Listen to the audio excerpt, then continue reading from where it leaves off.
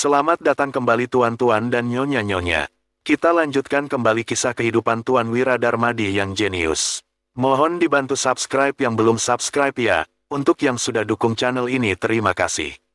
Mari kita lanjutkan ceritanya. Bab 620. Lukman meletakkan buku yang ada di tangannya, lalu menatap Hatta sambil berkata, "Nak, ayah memang nggak terlalu mengenal Wira, tapi ayah tahu beberapa hal tentang dirinya. Wira adalah orang yang sangat hebat. Kalau enggak, penasihat kanan enggak mungkin akan takut padanya." Hatta menghela napas, lalu bertanya, "Ayah, jangan-jangan yang dikatakan Yuda benar bahwa Wira adalah dalang di balik kerusuhan kerajaan Agrel?" Lukman mengangguk sembari menjawab, "Masalah ini 80% benar.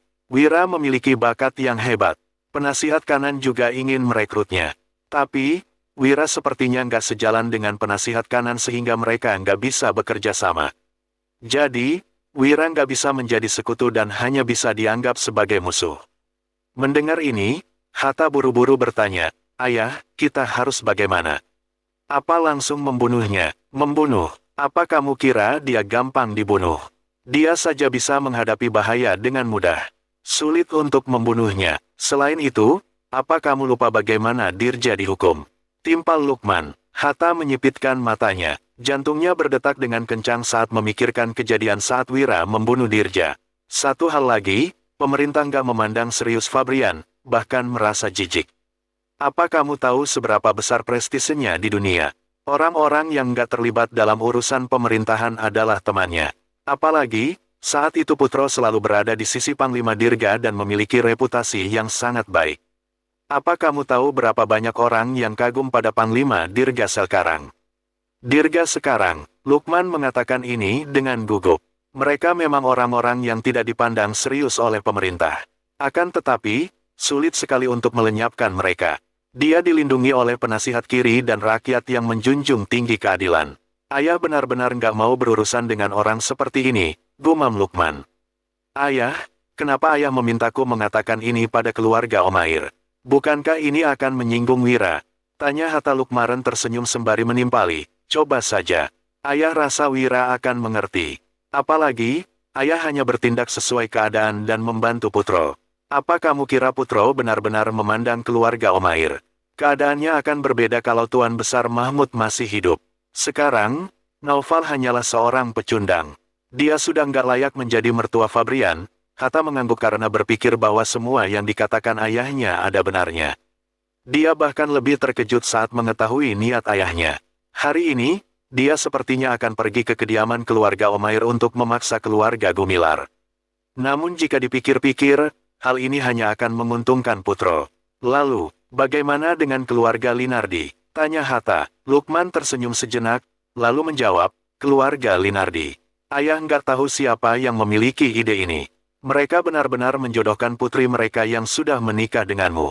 Hal ini sangat konyol. Kalaupun belum menikah, putri mereka juga nggak layak untuk menjadi menantu keluarga Marino." Hatta makin bingung saat mendengar ini. Dia bertanya lagi, "Ayah, apa maksudmu? Bukankah faksi penasihat kanan berharap agar faksi penasihat kiri bergantung padanya? Sepengetahuanku, hubungan keluarga Linardi dan penasihat kiri sangat baik." Setelah ucapan Hatta selesai, Lukman menggeleng seraya berucap, "Keluarga Linardi adalah keluarga terpelajar. Mereka memang terlihat baik dengan penasihat kiri, tapi apa kamu melihat apa yang mereka lakukan pada penasihat kiri?" Bab 621. Si tua bangka dari keluarga Linardi adalah orang yang sangat licik. Kejadian saat itu saja hampir menyebabkan keluarga mereka hancur. Kalau sudah seperti ini, apa sekarang mereka masih berani terlibat dalam perselisihan pemerintahan? Penasihat kanan sudah memberitahuku sejak awal bahwa keluarga Linardi nggak ada gunanya. Jadi, kita nggak perlu memanfaatkan mereka lagi. Hatta akhirnya mengerti setelah mendengar penjelasan ini. Dia bertanya, "Ayah, menurutmu apa kita harus menghadapi Wira? Kalau kita berurusan dengan Wira, penasihat kanan pasti sangat senang." Lukman mengangguk sembari berujar, "Kita masih harus mempertimbangkan masalah ini. Untuk melenyapkan Wira, kita harus menyingkirkannya dengan satu serangan saja. Kita nggak boleh memberinya kesempatan untuk melawan, apalagi hanya menenggertak. Satu hal lagi, kita jangan turun tangan langsung. Akan lebih baik kalau kita meminta bantuan orang lain untuk menyingkirkannya." Hatta sontak bingung dan bertanya, "Ayah, kalau begitu kita akan minta bantuan siapa?"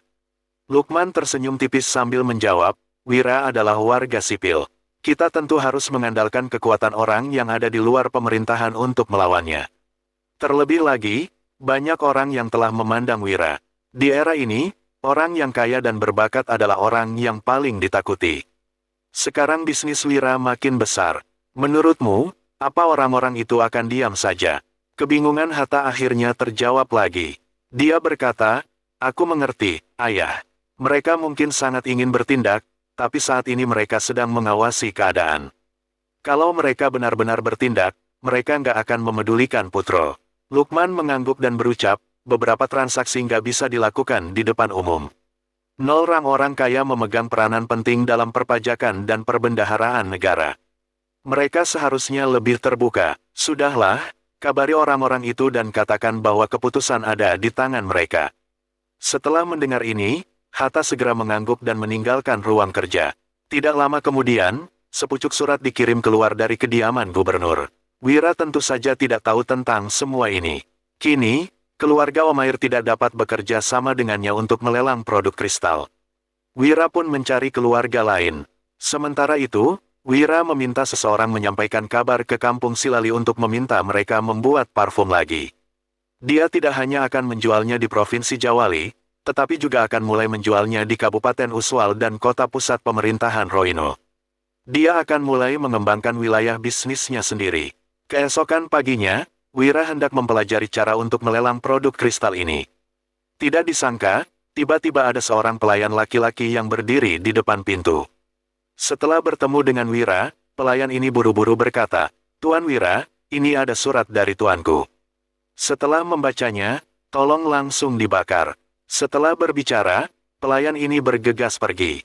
Sementara itu, Wira bingung dan segera membaca surat tersebut.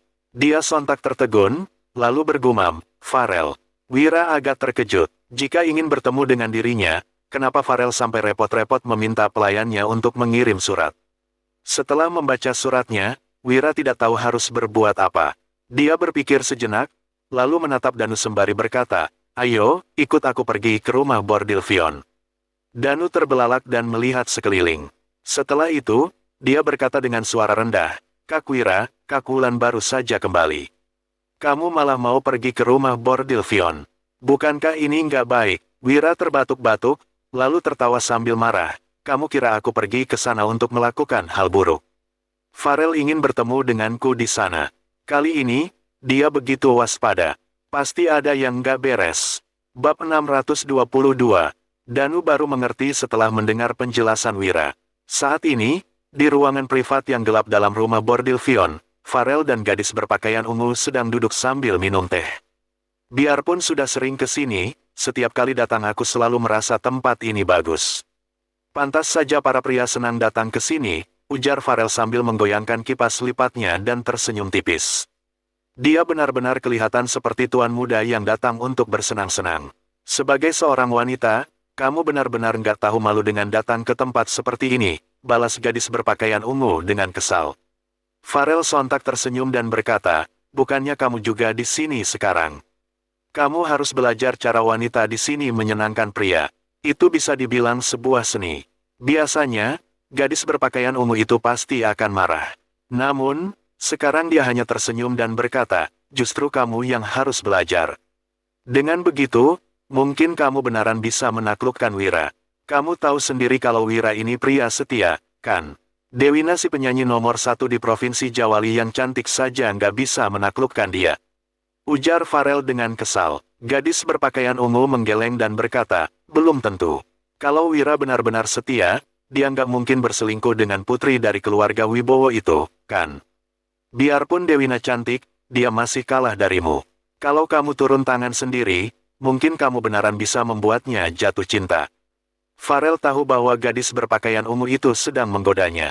Jadi, dia langsung membalik tubuh gadis itu, lalu menepuk bokongnya dengan kesal sambil mengomel, "Gadis busuk, berani sekali kamu menggodaku. Aku akan menghukummu sekarang juga." Gadis berpakaian ungu membalas tanpa ragu, "Boleh. Tapi, kamu juga harus punya kemampuan untuk melakukannya." Farel makin kesal mendengarnya, dia memelototi gadis berpakaian ungu itu dan berkata dengan jengkel, "Sudahlah, Wira akan segera tiba. Kalau dilihat olehnya, dia bakal berpikir ada sesuatu yang nggak beres di antara kita berdua." Usai berkata begitu, Farel duduk dan menunggu dengan tenang. Tidak lama kemudian, seseorang menyampaikan pesan bahwa Wira telah tiba. Wira datang ke rumah bordil Vion bersama Danu. Seseorang menyambut mereka secara pribadi, lalu membawa keduanya ke ruang privat di lantai 2. Begitu masuk, Wira menangkupkan tinjunya dan berkata sambil tersenyum, "Tempat pertemuan yang kamu pilih ini sangat bagus. Aku belum pernah ke rumah bordil Vion sebelumnya. Sepertinya tempat ini punya posisi spesial di hatimu." Farel geram sekali mendengarnya. Wira jelas-jelas tahu bahwa irinya seorang wanita, makanya dia menggodanya seperti itu. Namun, Farel tidak peduli. Jika Wira berani mengolok-oloknya, itu artinya hubungan mereka sudah selangkah lebih dekat. Meski belum bisa disebut sahabat, mereka bisa dianggap sebagai teman yang akur. "Wira, silakan duduk. Kali ini, aku nggak mencarimu cuma untuk berbincang ria. Ada masalah serius yang ingin kubicarakan denganmu," ujar Farel.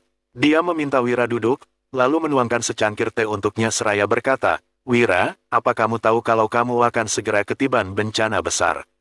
Wira tahu bahwa Farel mencarinya karena ada urusan penting. Akan tetapi, dia tidak tahu menahu soal bencana yang dibicarakan Farel. Jadi, dia berkata, "Oh, boleh ku minta nasihatmu?" "Bukan nasihat sih, aku cuma mendapat beberapa informasi," sahut Farel. Kemudian, dia tersenyum tipis dan melanjutkan, "Wira, semua orang tahu kalau kamu itu lihai berbisnis. Selain itu, kamu juga sangat pintar. Biarpun istana nggak mengakuimu, orang yang berotak tetap mengetahui kemampuanmu. Seenggaknya, orang-orang penasihat kiri dan penasihat kanan tahu hal itu." Tanda seru petik 2, Wira mengangguk mengerti. Yuda adalah orang penasihat kiri, meskipun dia tidak menyatakannya secara terang-terangan, pada dasarnya semua orang sudah tahu.